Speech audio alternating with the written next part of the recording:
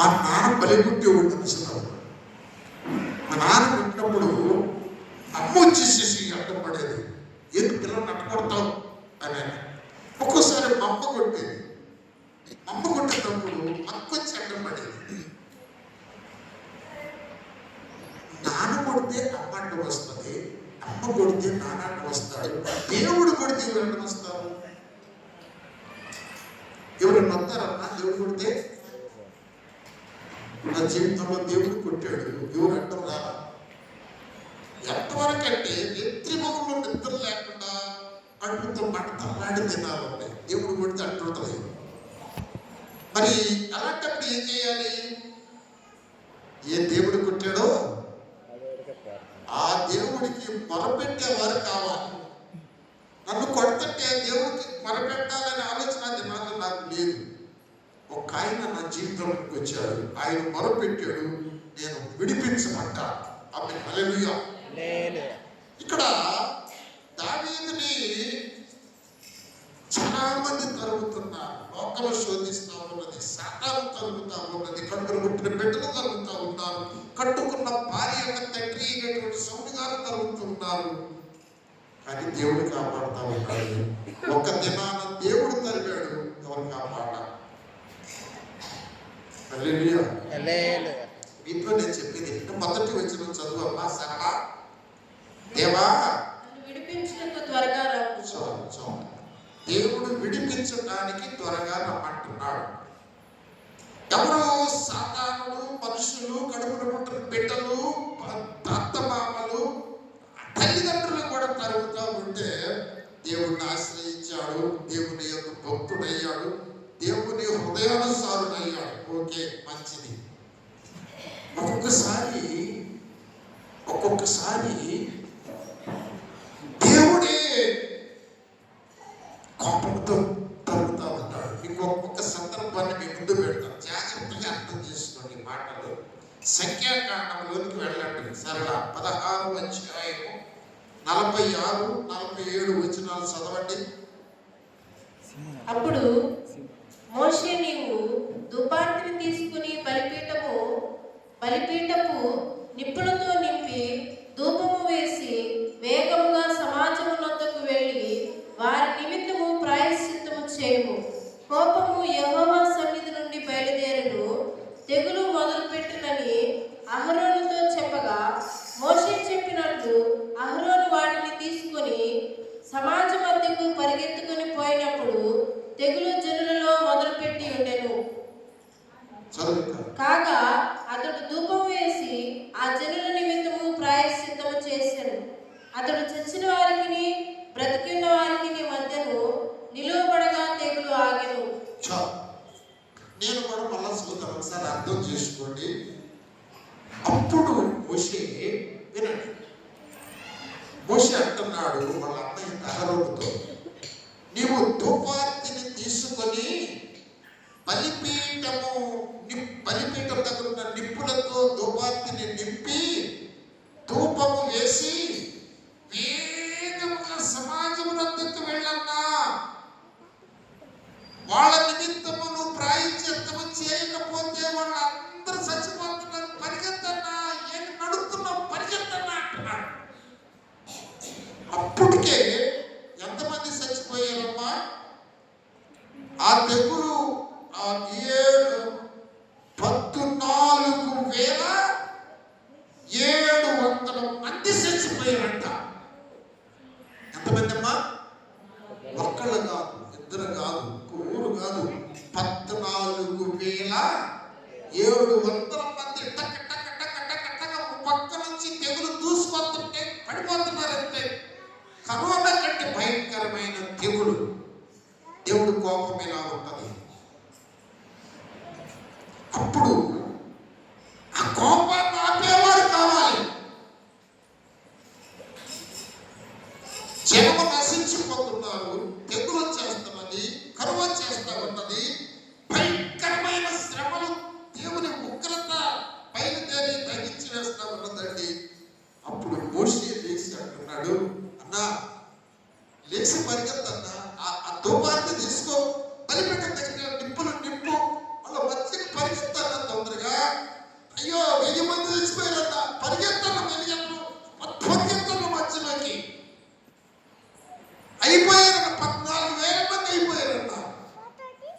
హరోను ధూపము నిప్పులు తీసుకుని వెళ్ళి వాళ్ళ మధ్య ఇటు ఇటు పక్కన 14,700 మంది చచ్చిపోయారు, ఇటు పక్కన మిగిలిన వాళ్ళు బతికున్నారు. వాళ్ళిద్దరి మధ్యకి వెళ్ళి చచ్చిన వారికి బ్రతికిన వారికి మధ్యకి వెళ్ళి 2 చేతులు ఎత్తి దేవా ఇంకా ఆపోయి ఉగ్రత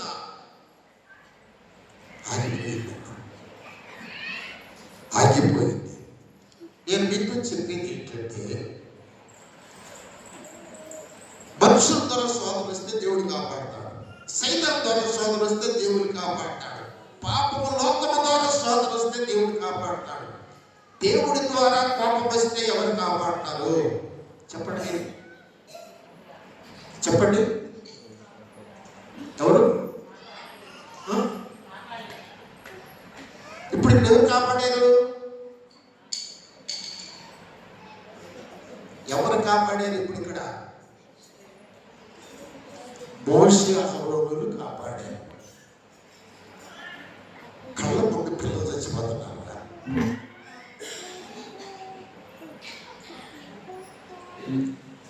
ఎంతో కష్టపడి నా బిడ్డలు నన్ను ఆదరిస్తారు అనుకుంటే ఎంతో అల్లాబుద్ధిగా పెంచుకున్న బిడ్డలు కళ్ళ ముందే అందమైపోయి శవాల ఇంటికి వస్తున్నారు. కళ్ళు చేతులు హాస్పిటల్ అల్లాడుతున్నారు. వాళ్ళు శాపగ్రస్తులై సంఘానికి సమాజానికి నాశనం కలిగిస్తూ తల్లిదండ్రులకు నెప్పులు తెచ్చి బజారుకి నడుస్తున్నారు. ఎవరు కాపాడుతారు? కన్న తల్లిదండ్రులు కాపాడలేకపోతున్నారండి. ఇక్కడ నేను మీకు చెప్పేది ఏంటంటే, ప్రార్థన యొక్క ప్రాముఖ్యత అవసరం. నీ బిడ్డలు కాపాడబడాలంటే నీ ప్రార్థన నీ బిడ్డల కోసం భారమ కలిగి నీ దేవుడు వినేటువంటి ప్రార్థన నీలో ఉండాలి. నా బిడ్డలు ఎక్కడెక్కడో తిరుగుతూ ఉంటారు, ఎన్నెన్నో మాటలు వింటూ ఉంటారు. ప్రభువా నా బిడ్డ అంటే నాకు వాళ్ళు లేకుండా నేను బ్రతకలేదు. లోకమా, స్నేహమా, అలవాట్ల, పాపమా తండ్రి కాసుకొని ఉన్నాయి. సాతాను నా బిడ్డ నాశనం చేయాలనుకుంటాడు. ప్రభువా ఎవరు కాపాడుతారు? నువ్వు తప్ప నా బిడ్డని ఎవరు కాపాడలేదయ్యా అని మొదలుపెట్టే తల్లి ఆ బిడ్డ బ్రతకటానికి, ఆ బిడ్డ కాపాడబడటానికి, ఆ బిడ్డ ఫలించడానికి, ఓ నా తల్లి, ఓ నా తండ్రి, నువ్వు మొరపెట్టగలవా? నువ్వు మధ్యన నిలవగలవా? నీ బిడ్డను తరుముతున్న మరణము, దురలవాట్లు, లోకము, శాపము రాపటానికి ఈ అహరోను వలె మధ్యన నిలబడగలవా? లోకం భయంకరంగా ఉంది. కళ్ళ ముందే బిడ్డలు పాడైపోతున్నారు, చచ్చిపోతున్నారు. దిక్కు దోసగా 2 చేతులు నెత్తి మీద పట్టుకొని దేవ మీద పడి తొల్లాడుతున్నారు. ఎవరు కాపాడుతారండి? ఎవరు కాపాడుతారు? దేవునికి లోపడరు. కుటుంబంలో భర్తలు పురుషులు ఉన్నారంటే ప్రార్థనకు రారు. వాళ్ళు తాగుడేమిటో, వాళ్ళ ఇష్టాలు ఏమిటో, వాళ్ళ యొక్క అహమేమిటో బ్రతుకుతున్నారు లోకంలో. నీకు జరగాల్సిన నష్టం జరిగిపోయిన తర్వాత నెత్తి నోరు కొట్టుకొని ఏడ్చి పిచ్చోళ్ళు అయిపోతున్నారు. కనుక ఇక్కడ నేను మీతో చెప్పొచ్చేది ఏంటంటే, దేవుడు విడిపించాలి అంటే ఒక మధ్యవర్తి కావాలి మీకు. లోకము నీ మీద పగబట్టినా, సైతాను నిన్ను నాశనం చేయాలనుకున్నా, వ్యాధులు నిన్ను బాధించినా నీకు దిక్కు దేవుడు ఉంటాడు. దేవుడి దగ్గరికి వచ్చి ఆదరిస్తాడు. దేవుడి కోపమే నీ మీదకి వస్తే మధ్య నిలబడేటువంటి ఒక వ్యక్తి కావాలి. నీ కోసం కన్నీరు కాచి ఆడవగలిగిన ఒక వ్యక్తి కావాలి. ఇక్కడ సందర్భాన్ని చెప్పి నేను ముగిస్తాను. ఈ సంఖ్యాకాండంలో ఎంత భయంకరమైనటువంటి తెగులు వచ్చి ఒక పక్క నుంచి తుడుచుకుపోతుంది. మొత్తం 14,700 మంది అంటే మనలాంటి కాలనీలు ఎన్ని కాలనీలండి? తిప్పినా 200 లేని కాలనీలో, రాజన్నర కాలనీలో ఎన్ని కాలనీలు అంటే 14,700 మంది అవుతాం. కుటుంబాలుగా తుడుచుకుపోతా ఉంటే అప్పుడు మోషే చేసి తన అన్నతో అంటున్నాడు, అన్నా వెళ్ళి ప్రార్థన చేయన్నా, బలిపీఠం మీద ఆ యొక్క ధూపార్తిని తీసుకొని వెళ్ళి మధ్య నిలబడన్నా, నాశనం అయిపోతున్నారు జనం. మీ కళ్ళకి ఏమన్నా అగపడుతుందా? నాశనం అయిపోయే జనం మీ కళ్ళలో ఏమన్నా 2 బొట్లు కన్నీరు తీసుకురాగలుగుతుందా? నీ కన్న కొడుకు, నిన్ను కన్నని తల్లిదండ్రులు, నీతో కలిసి బ్రతికిన నీ రక్త సంబంధికులు పతనమైపోతున్నారు, అగ్గిలోకి వెళ్ళి ఏడుస్తున్నారే. నీకు అర్థమవుతుందమ్మా? నీకు అర్థమవుతుందా? వాళ్ళకు ప్రార్థన అవసరం.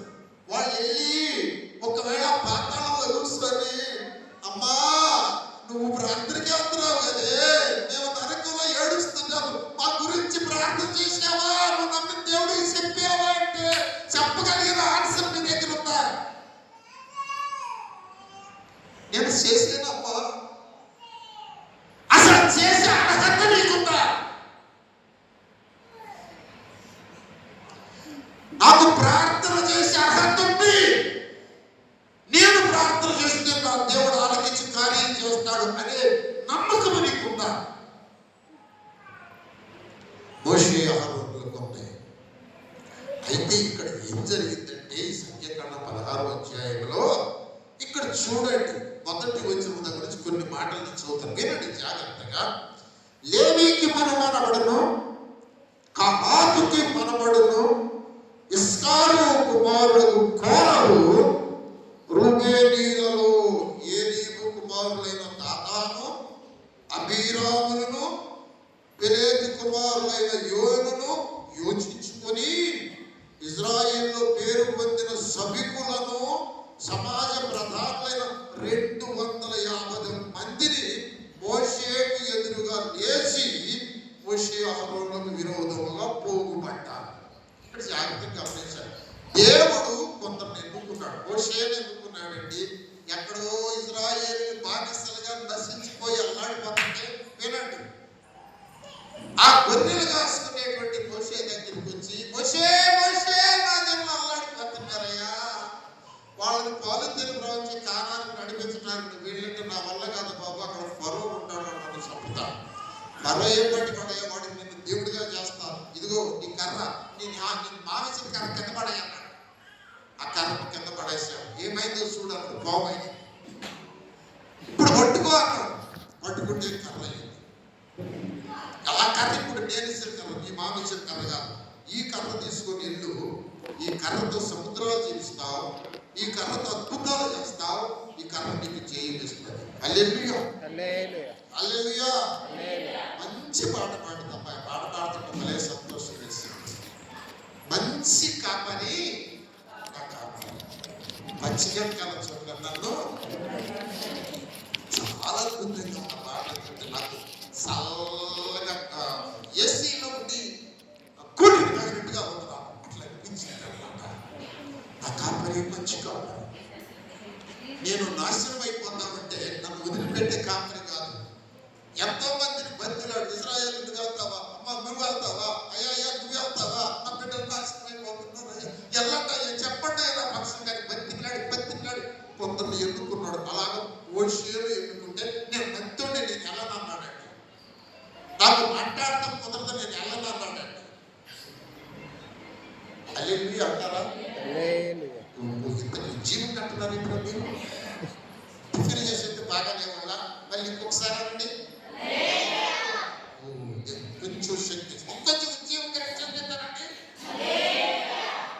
మన కష్టాలను దేవుడు చూసినప్పుడు, మన బాధలు చూసినప్పుడు, మన బిడ్డలు మనకు దక్కకుండా పోతామంటే, మన తల్లిదండ్రులు మన కళ్ళ ముందే సచ్చి నరకంలో ఎల్లాడుతూ ఉంటే చూసిన దేవుడు ఏం చేస్తాడంటే, మోషే లాంటి ఒక బిడ్డను ఎన్నుకొని పంపిస్తాడు. మంచిది ఎల్లమయ్య బాబు, నేను నత్తో నేను ఏమంటాడు, వాడు చంపేస్తాడు. ఆ ఫరో రాజు కోరుకుడు చంపేస్తాడు అన్నాడు. మీ అన్న అహరోను ఉంటాడుగా, వాడిని నోరుగా ఉంటాడు కానీ ఎల్లమయ్య అప్పుడు లోబడి వెళ్తా ఉంటాడు. ఏనండి చెప్తాడు, లోబడి వెళ్తా ఉంటే సత్రం దగ్గరికి వెళ్ళిన తర్వాతే అలా చెప్తున్నారా, సత్రం దగ్గరికి వెళ్ళిన తర్వాత ఏం జరిగింది? ఏం జరిగింది చెప్పండి. చూసారా, దేవుడు వచ్చేసేసి ఆ మోషే కొడుకున్నాడు. ఆ మోషే కొడుకుని దగ్గరికి వచ్చేసేసి మోషే కొడుకుని పట్టుకుని చంపబోతున్నాడు దేవుడు. మోషే కొడుకుని చంపబోతున్నాడు, మోషేని కూడా ఇద్దరిని కలిసి గొంతుసి చంపబోతా ఉంటాడు.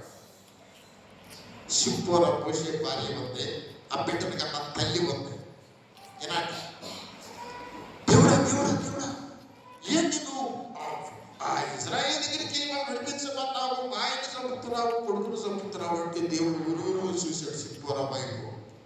సిప్పోరా ఏం చేసిందో తెలుసా అడుగుతులు, వెంటనే ఆ కొడుకు ఆ కింద పట్టి లాగేసేసి ఒక రాతి గట్టి తీసుకొని పట్టుకొని ఆ చర్మాన్ని కచ్చకమని నరికేసింది.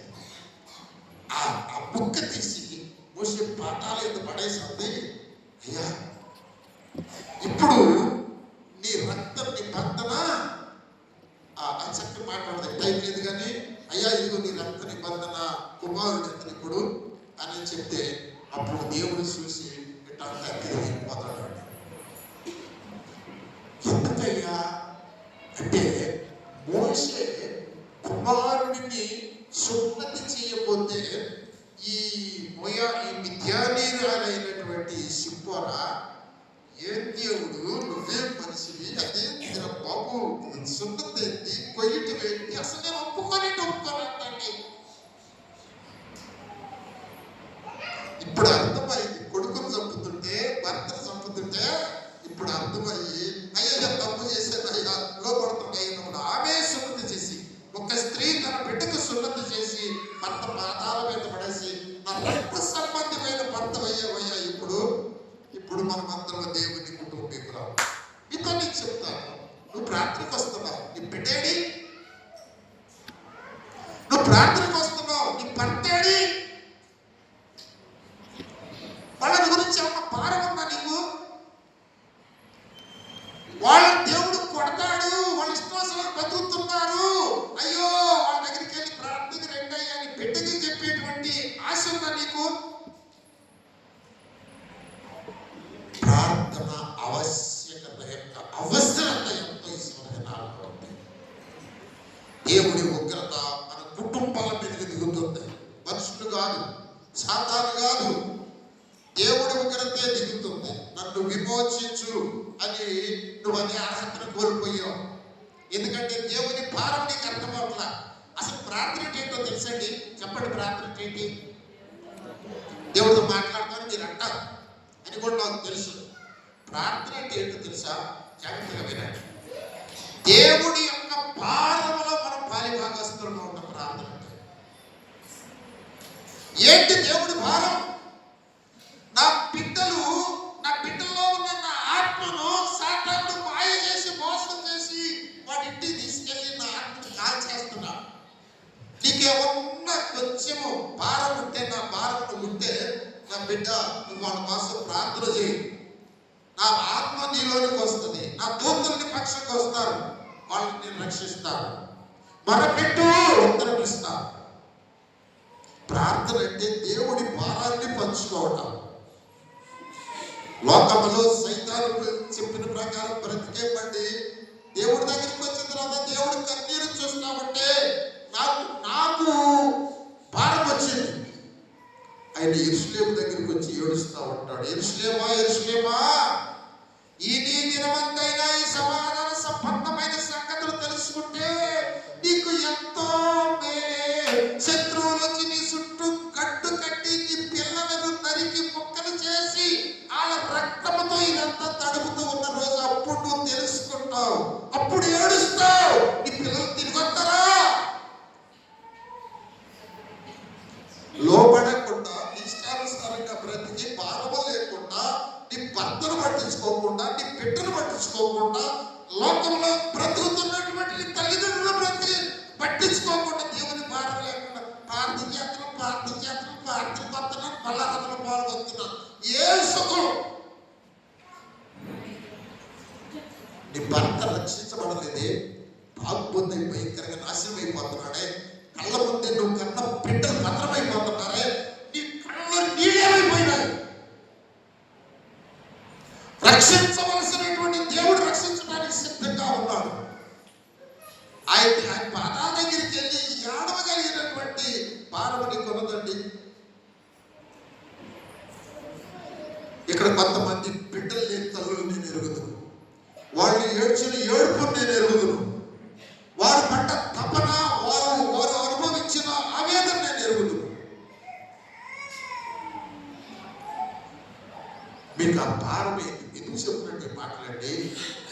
దేవా నన్ను విమోచించు అని దావీదు దేవుడిని అడిగాడు.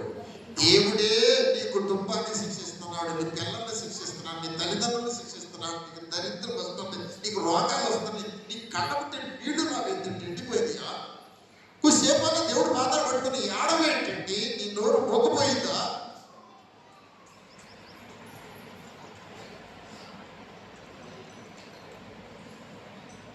ఎన్నో నష్టాలు కుటుంబాలు జరుగుతున్నాయి. ఆనందకుమారి సాక్ష్యం చెప్పింది, జరగరాంది జరిగితే ఏమైందండి? ఏమండి ఏమని రాయబడింది? లేవి ముని మనవాళ్ళు, కహాతు మనవాళ్ళు, ఏమండి వీళ్ళందరూ ఒక బ్యాచ్ అయిపోయి ఆ మొత్తము ఏంట్రా మీరేనా మేము లేవా అంటున్నారంట. దేవుడికి కోపం వచ్చేసింది, వాళ్ళని చంపేశాడు. వినండి, వాళ్ళని చంపేశాడు. చంపితే ఏం జరిగిందంటే దేవుడు చంపేశాడు. వాము వీళ్ళ మూలాన వీళ్ళు చచ్చిపోయారా, అరే వీళ్ళ పేరుకి ఏం చంపుదాం రాండి బయలుదేరారంట ఇజ్రాయిల్ అందరూ. ఒకసారి మాట చదవమ్మా సరళ, తర్వాత అన్నం పెట్టుకుందు కానీ 41 వచ్చిన చదువు. సంఖ్యాకాండం 16 ఇశ్రాయేలుల సర్వ సమాజము మోషే అహరోనులకు విరోధముగా సణుగుచు మీరు యెహోవా ప్రజలను చంపితిరని చెప్పి సమాజము మోషే అహరోనులకు విరోధముగా కూడెను. ఏమన్నా సిగ్గుందంటే వాళ్ళకి? మోషే అహరోనులకు విరోధంగా తిరిగినటువంటి 250 మందిని కాల్చి వేసాడు, భూమి నెరవేర్చి వాళ్ళని తీసుకుంటే ఏమంటే వీళ్ళందరూ చచ్చిపోతే వాళ్ళు మళ్ళీ వాళ్ళు కూడా తిరగబడుతున్నారు. దేవుడికి కోపం రాదండి? ఆయన కనీసాలనుకుంటా తీసేసారు. వాళ్ళు చచ్చారు, వాళ్ళ కుటుంబాలు చచ్చారు, మిగతా వాళ్ళకి సిగ్గు రావద్దు.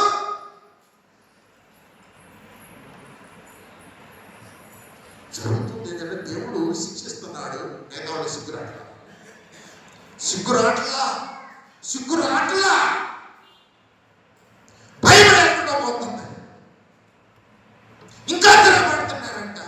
అప్పుడు దిగులు వచ్చేసి తుడుచుకుపోతుంది. 14,700 మంది తుడుచుకుపోయారండి.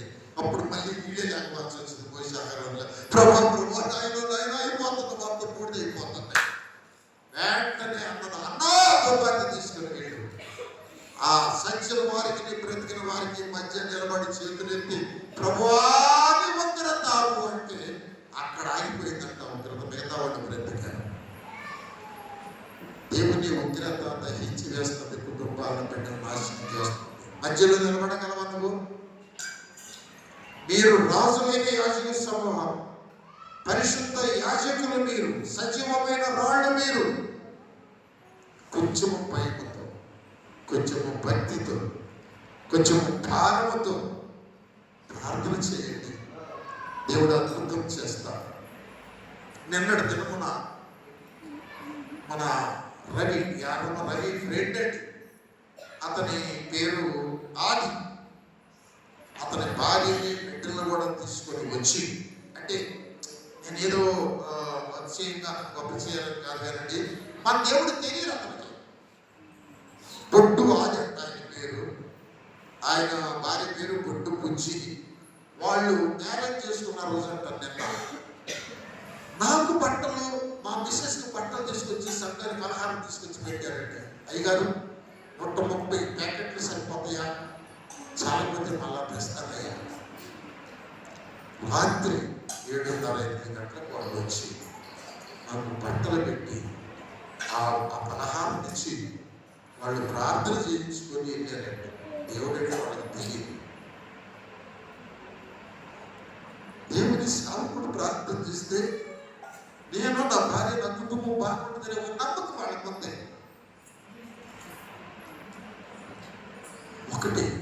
సేవకుడి మీద నమ్మకం ఉండవలసిన లేదు, వద్దు. కనీసం నీ మీద నీకు నమ్మకం ఉంచుకో. నువ్వు ఒక విశ్వాసివి. నువ్వు ప్రార్థన చేస్తే దేవుడు ఎదేంతట్టుగా నీ బ్రతుకును మలుసుకో. పనికి మారే మాటలు మాను, ఇతరులను ఆడిపోసుకునే మాటలు మాను, ఇతరుల మీద నిద్రేసే మాటలు మాను, ఇతరుల మీద ద్వేషించే మాటలు మాను. దేవుడు ఎట్లా చెప్పాడు బ్రతుకు. దేవుడికి మొరపెట్టు. నువ్వు మధ్య నిలబడినట్టే. సచ్చిన వారికి బ్రతికిన వారికి మధ్య నిలబడి, పోయినోళ్ళు పోయారు, ఉన్న వాళ్ళని అంతా బ్రతికించుకుందాం, కాపాడుకుందాం. దేవుడి మాటలు మన వినికిడిలో దీవించును గాక. ప్రార్థన చేద్దాం.